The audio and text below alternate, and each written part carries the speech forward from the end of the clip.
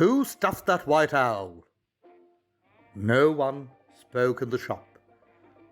The barber was busy, and he couldn't stop. The customers, waiting their turns, were all reading the Daily, the Herald, the Post, little heeding the young man who blurted out such a blunt question. Not one raised his head or even made a suggestion.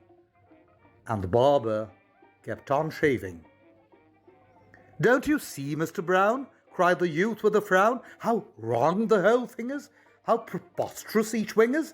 How flattened the head is? How jammed down the neck is? In short, the whole owl, what an ignorant wreck 'tis! I make no apology, I've learnt owliology. I've passed days and nights in 100 collections, and cannot be blinded to any deflections arising from unskilful fingers that fail to stuff a bird right from his beak to his tail. Mr. Brown, do take that bird down, or you'll soon be the laughing-stock all over town." And the barber kept on shaving.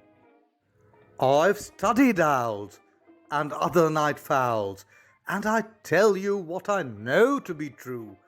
An owl cannot roost with his limbs so unloosed. No owl in the world ever had his claws curled, ever had his legs slanted, ever had his bill canted, ever had his neck screwed into that attitude. He can't do it, because 'tis against all bird laws. Anatomy teaches, ornithology preaches, and owl has a toe that can't turn out so. I've made the white owl my study for years, and to see such a job almost moves me to tears. Mr. Brown, I'm amazed you should be so gone crazed as to put up a bird in that posture. Absurd! To look at that owl really brings on a dizziness. The man who stuffed him don't half know his business." And the barber kept on shaving. "Examine those eyes. I'm filled with surprise. Taxidermists should pass off on you such burglars. So unnatural they seem, they'd make Audubon scream, and John Burroughs laugh to encounter such chaff. Do take that bird down. Have him stuffed again, Brown." And the barber kept on shaving. "With some sawdust and bark, I could stuff in the dark an owl better than that. I could make an old hat look more like an owl than that horrid fowl stuck up there so stiff like a side of coarse leather. In fact, about him there's not one natural feather."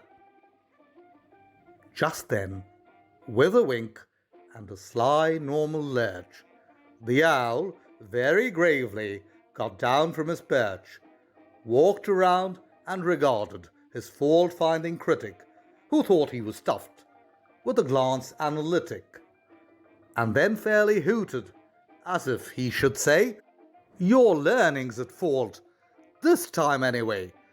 Don't waste it again on a live bird, I pray. I'm an owl, you're another. Sir Critic, good day." And the barber kept on shaving.